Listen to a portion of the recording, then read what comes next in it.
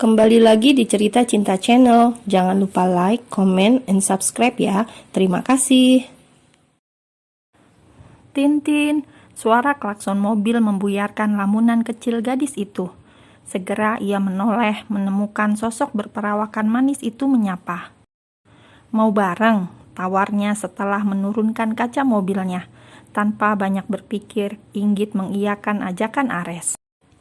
Biru tak kuasa menolak ajakan Hilda saat perempuan berstatus mantan itu meminta untuk diantar pulang.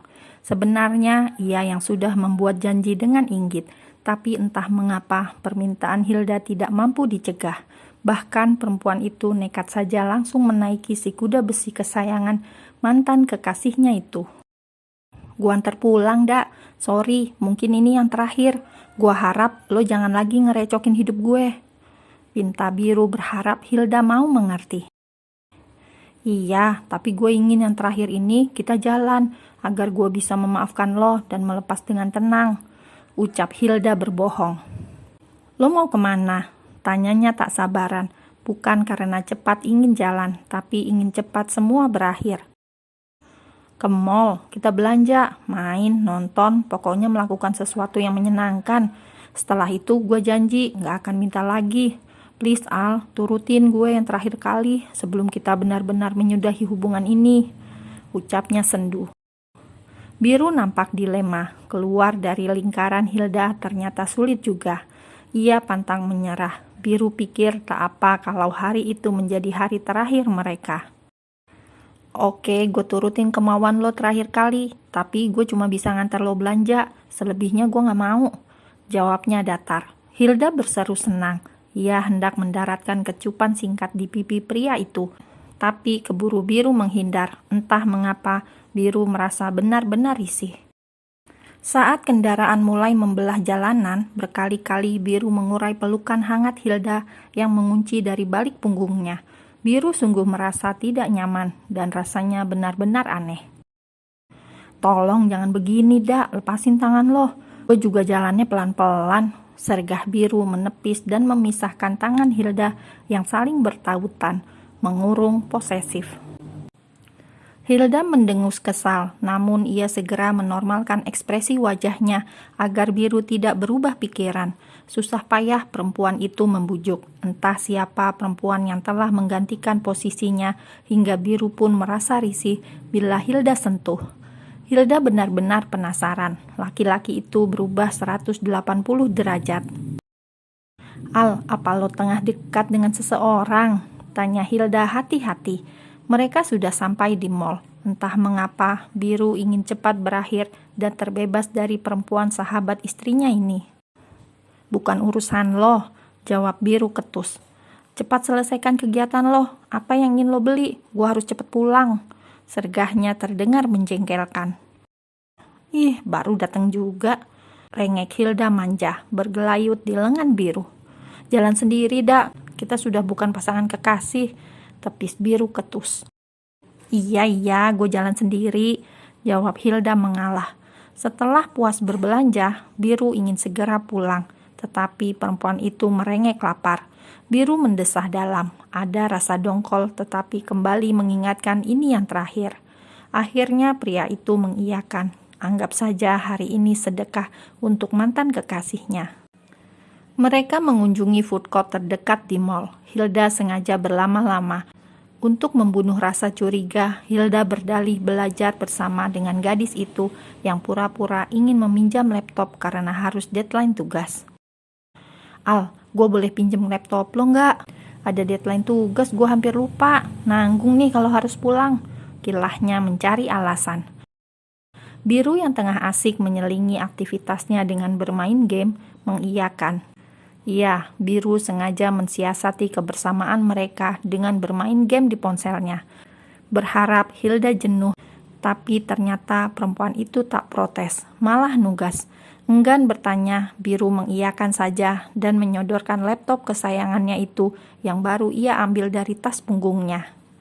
Biru asik dengan ponselnya, sementara Hilda asik dengan kegiatan di laptop Biru. Hilda yang memang tahu passwordnya, lancar jaya mengakses isi berkas pria itu. Ia cukup sibuk tanpa memperdulikan Biru. Udah belum, Dak? Gua harus pulang sekarang. Hari sudah lumayan sore. Gua harap setelah ini lo bersikap biasa saja. Pamit Biru mantap. Hilda mengangguk dengan seringai tipis di wajahnya. Sorry, nggak bisa nganter. Lo bisa pulang dengan taksi, ujarnya sekali lagi. Merasa lega sore ini menyudahi pertemuan mereka yang menurut Biru sangat membosankan. Sementara Inggit sendiri bentuk kesal dan protes terhadap Biru, gadis itu sengaja mengabaikan pesan dan panggilan dari Biru. Ia membiarkan saja saat handphone di tas punggungnya memekik. Ia tetap tenang dan lebih memilih tenggelam dalam permainan bersama Ares. Mereka mencoba permainan di sana, menjajal keseruan apa saja yang membuat dua remaja tanggung itu tergelak bersama. Rasa kesal yang sempat bersarang di hati Inggit karena ulah Biru melebur sudah. Ares memang selalu bisa menghangatkan suasana. Pria itu pribadi yang cukup menyenangkan. Git, sini, serunya mendekat ke mesin capit boneka. Bisa main gak? Ada yang lucu. Kamu mau coba? Boleh, aku pasti dapat, jawab Inggit percaya diri. Inggit mulai memainkan kendali capit pengait dan mengarahkan pada boneka yang ingin diambil, tapi lagi-lagi gagal. Ternyata susah juga ya, keluh perempuan berparas ayu itu. Lumayan, akan aku coba untuk memenangkan. Kalau juga tak dapat, aku belikan saja, ujar Ares gampang. Beli mah nggak seru, nggak ada perjuangannya, jawab Inggit gemas sendiri, menatap boneka yang berkali-kali jatuh dari cepitan. Hampir, Res, ayo hampir, ya gagal lagi, seru Inggit heboh sendiri. Capek, makan dulu yuk, keluh pria itu. Inggit yang juga lapar langsung mengiyakan. Mereka memilih makan di food court terdekat. Pesan apa, Inggit? Tawarnya sambil menilik buku menu. Nasi putih sama ayam gepuk aja, enak tuh kayaknya lalapannya. Minumnya jus sirsak, kamu mau apa? Oke deh, samain aja. Mereka menunggu menu disiapkan sambil mengobrol asik bersama. Ares dan Inggit terlihat dekat satu sama lain, tapi terlihat jelas Inggit membatasi. Mungkin karena statusnya istri orang membuat gadis itu bersikap demikian. Namun Ares tak ambil pusing. Bisa dekat dengannya saja cukup membuat Ares merasa senang. Makasih buat hari ini. Aku berharap ada hari-hari banyak seperti ini, ucap Ares tersenyum. Inggit menimpali dengan senyuman hangat.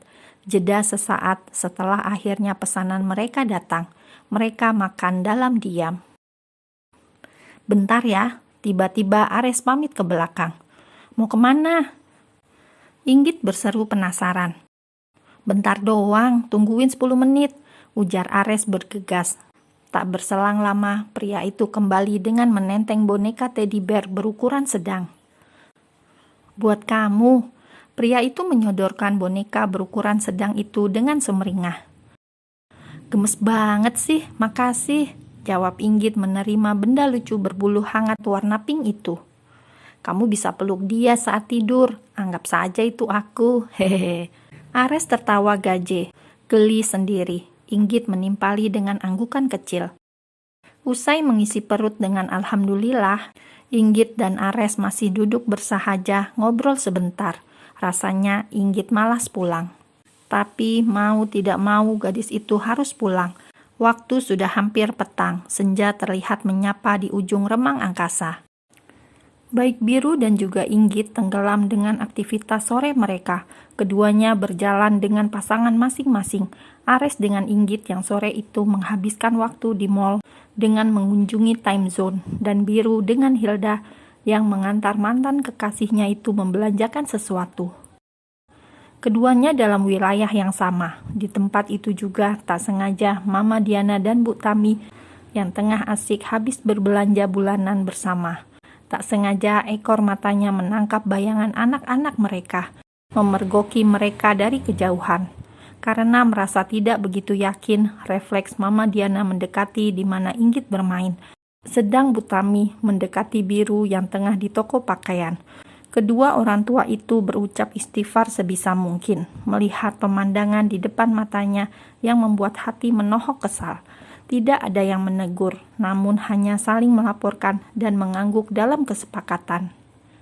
"Makasih udah nganter, sampai sini aja," pamit Inggit meminta turun di pinggir jalan raya. Masih ada 10 meter lagi sampai di halaman rumahnya, namun Inggit memilih turun di jalan untuk menghindari Biru kalau pria itu sudah di rumah lebih dulu. Inggit malas menanggapi pria berstatus suaminya itu jika banyak tanya. Benar saja, saat Inggit tiba di halaman rumah, hunian sederhana mereka nampak ramai. 2 mobil terparkir di sana, yang Inggit yakini itu mobil orang tua Biru dan orang tuanya. Ia melangkah dengan heran, hatinya mendadak gusar seiring kaki menapaki teras. "Assalamualaikum," salam menggema Inggit haturkan. Nampak wajah-wajah serius langsung mengalihkan tatapannya ke arah gadis itu dengan menggumamkan sambutan salam. Inggit sedikit kaget saat juga melihat Romo yang tumben-tumbenan berkunjung ke rumahnya. Ibu memberitahu Romo baru saja pulang kemarin dan Inggit belum sempat menjenguknya. Laki-laki setengah abad itu duduk di kursi roda, menyorot putrinya dengan iris coklat yang tajam. Inggit berjalan mendekat, menyalami takzim satu persatu orang tua mereka. Biru terlihat sudah duduk di sana, mukanya ditekuk, sepertinya pria itu tengah kesal. Tapi, apa yang membuat ia kesal? Pria itu memindai indera penglihatannya ke boneka yang Inggit bawa, setelahnya menatap tajam mata istrinya. "Biar aku ambilkan minum dulu," pamit Inggit kikuk.